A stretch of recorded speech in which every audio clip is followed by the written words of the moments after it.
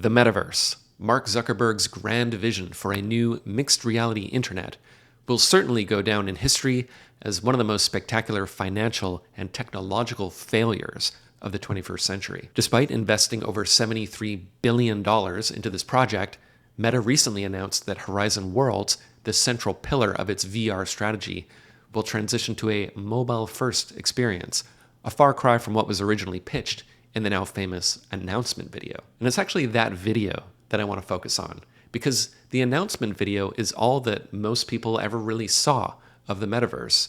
And in my view, that makes it one of the most interesting and revealing documents of our time.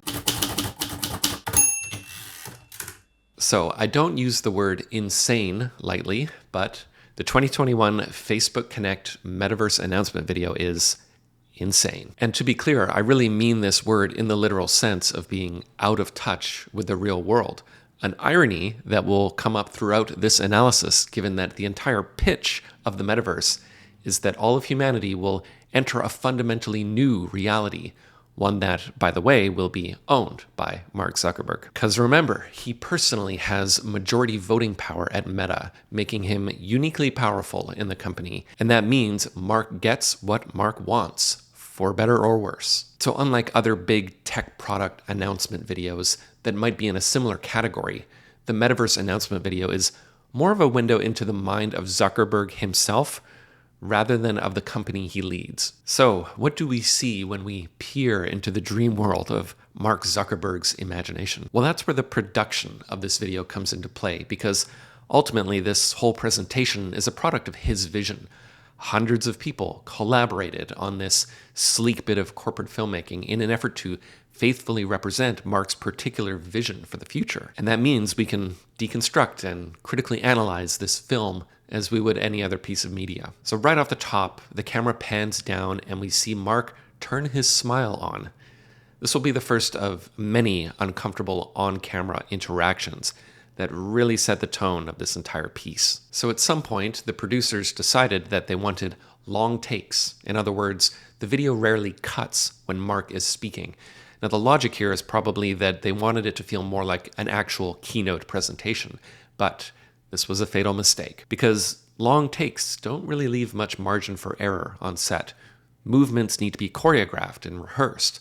So Mark has to get out of his chair at a particular beat in the dialogue, all while trying to read from a moving, camera-mounted teleprompter. Now, this would be difficult even for a charismatic and competent actor, which, as we'll see, Zuckerberg is not. So, as Mark stares into the lens holding an unsettling smile, he introduces the metaverse as the next logical step in media technology. So first came text, then photos, then video. So the next digital platform will therefore be virtual reality. Now, importantly, Mark does not present his future as something you could do. He presents it as something you will do. Mark's future is not hypothetical. All of his language is definite. And I can assure you that was a conscious decision. You're going to really feel like you're there with other people. You're going to have a wardrobe of virtual clothes for different occasions. You're going to be able to invite people over. You'll get to decide when you want to be with other people, when you want to take a break and teleport to a private bubble to be alone. See, the idea is to frame this meta product as the next evolution in the internet. So it's less of a pitch and more of a prediction. Mark, with his vision, already sees the future, and he's just here to report it and illustrate it for you. But this premise of inevitability is another mistake on the part of the writers and producers, because in presuming to already know the desires of the viewer, it implicitly insults their intelligence and their sense of autonomy. Now, another wonderful cliche of corporate film production is the walk and talk featured here. The idea is to energize the presentation with movement and direction, but the result is often this kind of listless gait. It's like an unnaturally slow walk that nobody ever does in real life. Then again, this presentation has very little to do with real life, as we'll see. And another notable creative choice here is bathing every scene in crisp morning sunlight. So golden hour is pretty tricky, actually, because you have kind of a short window of opportunity to shoot in. And so for a production as sensitive as this one, it's safe to assume this is artificial morning light.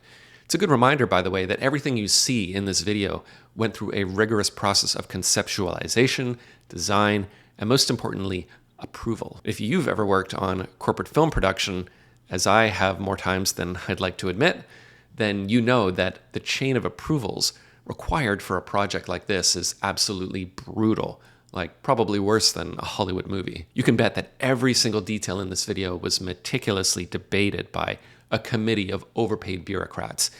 Even apparently little things like the bicycle in the shot are done with the intent of humanizing Mark, reminding viewers that despite his dystopian vision of the future, he still goes outside. Now, the walk and talk leads to the most important moment in this whole video when Mark steps into the metaverse, specifically into his Horizon home space. And more important than what you see here is what you don't see here. Because one thing you actually never see in this entire presentation is Mark Zuckerberg wearing a VR headset. Not once. In fact, in the entire 75-minute presentation, there's only one shot of a person wearing an Oculus headset. It's near the end as part of a brief tech demo. So isn't that remarkable that in a video meant to showcase the promise of virtual reality technology, the actual reality of the technology, the hardware that is necessary for it to work, is conspicuously absent? Might this be because the image of a computer attached to a human face is profoundly unnerving, deeply unpopular, and incongruous with the intended message of this video? Cue the overpaid marketing team, just don't show it. Anyway, Mark gets invited to join some kind of virtual hangout, so it's time to get dressed. And I absolutely love this moment because his avatar starts as just plain black pants and shirt. He briefly considers being a skeleton or an astronaut, and then ends up in plain black pants and shirt again. Oh, and of course, the Steve Jobs-esque white sneakers, a little Freudian clue about how Mark wants the world to see him. The irony being that he's a cartoon of Steve Jobs. At this point, we enter Mark's POV, which presumably is meant to demonstrate the actual experience of being in the metaverse. And again, this scene is full of hilarious contradictions. So a group of hip young adults are playing cards in an Earth-orbiting space station. And importantly, what you're seeing is not in-game footage. This isn't a demo of any kind. Now, this is an entirely fabricated animated scene. It's a purely fictional illustration of some imagined future of this product. And it sure looks like the word Pixar was referenced in the creative brief, another company founded by Steve Jobs. They are joined by some friends who are calling from Soho to tell them about some cool augmented reality street art that they've just discovered. It's kind of like a bunch of moving squiggles. And with a wave of his hand, Mark teleports the artwork into his spaceship so that he can appreciate it for himself, thus extracting this street art from any sense of place and context, which is the point of street art. I know this might sound like a nitpick, but I think it's just worth lingering on the fact that, in this high concept tech demo about how this technology will empower people to appreciate art in new ways, nobody paused to ask what the social and cultural function of street art actually is, like why it exists and why people enjoy it, namely that it's on a street in public. Oh, and the artwork actually starts disappearing until someone pays the artist to make it stay. Everything will be a transaction, and guess who will be taking a cut? Now, I don't know about you, but I can't imagine a more stark violation of the ethos of public art than this. Okay, so this presentation shows us several hypothetical scenarios in which Mark imagines we might use the metaverse, one of which is a John Batiste concert. But the more you think about what's being portrayed here, the less it makes sense. I'll show you what I mean. So a woman in Kyoto sees on Instagram that her friend is attending a John Batiste concert in LA. Like her friend is physically at the concert with her real body. So the woman pushes a button and joins her via the metaverse and instantly appears next to her at the concert as a kind of force ghost. Now the woman who is actually at the concert can see her friend appear beside her. And so I guess that means she's wearing AR glasses.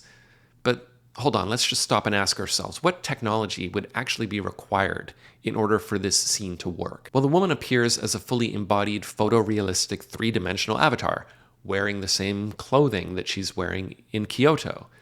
So that would mean she somehow needs to be scanned, because that's the only way her real clothing could appear as a texture on her live-action 3D avatar. Then all of her movements would also need to be tracked in real time. So she needs to have some kind of hardware that does this, probably through some kind of advanced optical or inertial tracking hardware that she has at her apartment. The AR glasses would also need to have sufficient spatial and contextual awareness to project the woman's image cohesively into the physical environment. Also, hey, concerts are pretty loud, so she better have good speakers in those glasses to be able to hear her friend. Own a microphone too, so they can talk to each other. And hold on a second, how is the woman in Kyoto seeing the concert? Remember, this is a real concert. So if you think about it, that's only possible if there's a camera at the venue. And because the woman from Kyoto is looking at the concert and at her friend from a particular viewpoint, that camera has to be where her Force Ghost is standing. So that means from the perspective of the other concert goers.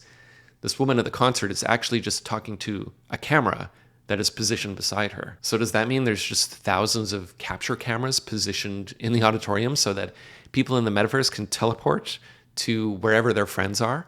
Or did the woman have to bring her own tripod and capture device? Look, I won't labor the many vast technological leaps that would be necessary in order for this scene to happen as depicted.